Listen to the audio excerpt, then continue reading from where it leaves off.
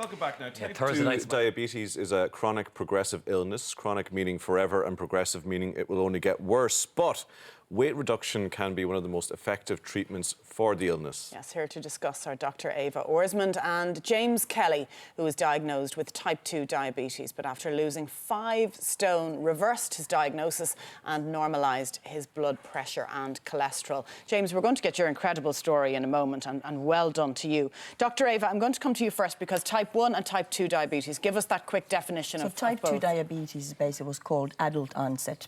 But now it's called type 2 because more and more younger people are getting it because we are getting heavier.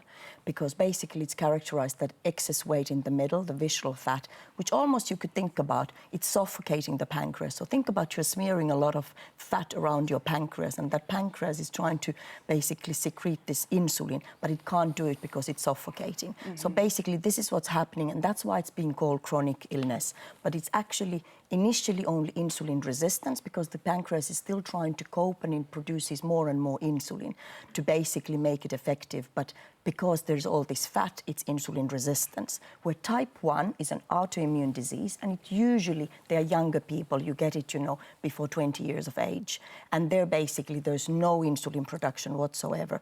You are unfortunately bound to have insulin injections for the rest of your life. But majority of diabetics are basically type 2 diabetics. So if you think about in Ireland, there are 200,000 diabetics. Basically, only 15,000 of those are type 1. It's always a lifestyle issue with type 2, is it? You know what? There is a small percentage, very small, I would say 10–15%, who have other things. They could have another illness, or they could have used some drugs, or they could have been an alcoholic, that they basically killed the beta cells. But in majority of cases, and this is the whole emerging, research, that it is the fat in the middle that is the cause. In fact, we are estimating, basically, there are like over 800,000 Irish people who are risking to become type 2 diabetics in years to come. And if you think about it, we're already spending 10% of the health budget of treating this condition. So that's purely the money side of things. But think about these people, like, for example, James will tell now, but James would have ended up basically injecting himself with insulin if he didn't do the lifestyle change. And that has been the clinical response until now. Yes, drugs, but insulin. If you keep that fat, you will end up, because they say that 50% of type 2 diabetics end up on insulin after 10 years. But that's if they stay that weight. And this is why I get really upset when they say it's chronic progressive illness, because it's only chronic and progressive illness if you stay with the weight that you were on the diagnosis. Of course. Because it's the waistline measurement. So basically, really simple test. Your waistline should not be more than half of your height. Which is a really good benchmark, actually. James, let us bring you in here, because you presented to your GP with high cholesterol. That's right, Something that lots of viewers will identify with. That's right. And you were referred quite quickly to the hospital in Galway. That's right, yeah. I was referred to Galway Hospital, and I went in with high cholesterol, and when the doctor seen me, he referred me down to see this other doctor, and they done bloods on me, and they said that I was type 2 diabetes. Did you know you have type 2 diabetes? And I said, no. And I just initially from that then I went on on a stream of medication between the glucophage cholesterol tablet and the blood pressure tablet. Now I controlled it for a little while, say the medication controlled it for a little while, but then as things started to go up, everything started to rise. So then the alarm bell started ringing at that stage. I said, give it 10 years and where'll I be? Like I could lose kidneys or something like that. So we'd encouraged with my wife, my daughter, and a few of them. They said, why don't you try the Ormond Clinic? And I was putting it off. And eventually I went, and I never looked back after that. James, your story will resonate with a lot of people watching this morning, a lot of men of your age. Maybe tell us what sort of health you were in at that stage, what weight you were at, and how you were feeling. Well, I was around 18 stone at that stage, and which was pretty heavy. There you are. And it's like a different man. Different man now. I've lost. You're unrecognisable, actually, in that picture. Yes, well, people some people don't recognise me all the time when I meet them on the street. Like, they have to turn around twice and say, oh, that's you, like, But you look like your own son now. Oh yeah, but it's really unbelievable. Like, to get the weight down, and then the exercise. I go to the gym now a lot, and the exercise is unbelievable as well. Like, What was now the you point? have the energy, because at the beginning, you see, I get annoyed when they put people who are very heavy and they say exercise, you know, eat less, exercise. Actually, it's a totally wrong advice, because really you have to eat a lot. But exercise is only 20%, and people who are very heavy, like James was basically class 2 obese, you know, you think about your heart is already beating, you know, first of all for one man, but it's also a man and a half.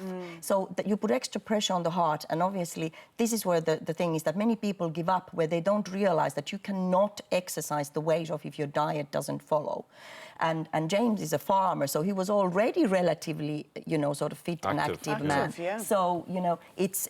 Now, obviously, what I always say to people, when you have lost the weight, exercise is extremely important to maintain the weight loss, because it gives you also a little bit leeway then to, you know, get into the diet some of the naughty things and some of the what we are called not, Everything in healthy, moderation. you know, healthy foods, because you can burn them off, you know. I just want to get to how sustainable. You obviously you did the smart thing. You went to Dr. Eva's clinic. You got put on this program.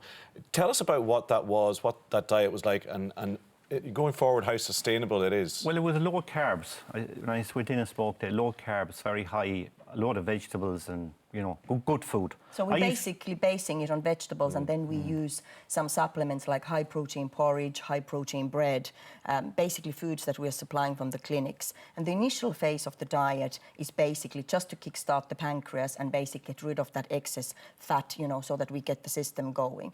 But the initial phase is not something that people are supposed to be going. So we basically go from phase 1, phase 2, phase 3, phase 4. So there is an initial shock phase. Yeah, but the whole thing is that after 3 days you are not hungry, and this is the main thing I always want to say to people, that you do not have to be a superhuman or having amazing willpower. And because people watching this will say, gosh, but I don't have the willpower, I've done many diets before. I'm actually giving you like 3 main meals a day, 3 snacks, so you will be eating regularly. But obviously the whole thing is the education. And I have to say now, you know, James has been an excellent student, because he's done every single phase, and he's on the maintenance phase now. And now he's done what we have told him. Now it's the time to start exercising. But you know how hard was it, James, though? Because people will be watching and going, like, I have a problem with my weight, but, you know, I love my food. I don't know if I could, you know, go through that. Like, is it achievable for people? It is achievable. And I started, and, you know, the foods are brilliant. And I had Christmas coming up, and I had weddings coming up, and they didn't interfere with it whatsoever, like. And I still kept losing weight. So it's about making the right choices, is it? And being organised about meals. But imagine how motivating it is, because he wasn't just diabetic, he was badly controlled. His HbA1c was over 9%, which is over 78 in the new way we basically looking something called HbA1c. So he was badly controlled. If he had stayed like that, I would say within 6 months you would have been on insulin. And obviously then that basically you get into the long-term complications of type 2 diabetes. Now he is basically HbA1c 34, which is normal. So it's 48 is the level where we do a diagnosis of type 2 diabetes. He's 34, his HbA1c. So he's totally reversed his type 2 diabetes, and it has been basically checked with at the Galway University Hospital at his diabetic clinic in the end of April. So it's not just me looking at, you know, there are other doctors. What's the best thing about being 5 stone down, looking half your age? Just the energy. You know, to get up and go things, because you're putting things off at home that you might put off for a few days. Now you just get up and go and do them, you know. Yeah. You feel a lot better about yourself as well, you know. Yeah, you're proud of yourself. Oh, yeah, very proud. And we were talking with James's daughter there just outside. Your biggest supporter, I think, isn't she? She's so, you know, positive about, and, you know, just so convinced you're going to keep the weight off, because he said this is the first time, you know, that you've really done the lifestyle changes. But you see, what really annoys me, that people are not aware of this, and they are not even telling this at the diabetic clinics, at the university hospital levels, actually pushing people to lose the weight, because people are still given this idea, oh, if you lost a little bit weight, but they're very much still telling people that, you know, type 2 diabetes, it's forever, now, you know, you can't really do. And, you know, if you knew this, that you can reverse it, would you have done it earlier? I would, yes, a lot earlier. Well, there you go. I think a lot of people watching this story, it's a real eye-opener for anybody, because it's a condition that's affecting a lot of people. And she's not nearly as scary as you might have thought, is she? But it's something you can't really do on your own, you know. You need to go and get help, because if the plan is done out properly for you, it works out really easy. Well done, James. Everything. And well done, Dr. Eva. That's where we have to leave it. I know you could talk all day about. I want to say about the fact out of time. I'm going to be trying to basically educate people about this, and next Sunday I'm you are at giving the Red Cow Hotel. Yeah. The 28th of May. an educated presentation. discussion on type 2 diabetes, because I And know there you're will very be- passionate about James it. will be there, another patient of mine who have lost the weight and reversed their type 2 diabetes. And we also have tasting of the Great diet stuff. and Great food. stuff, guys. Time for a quick break. Thank you.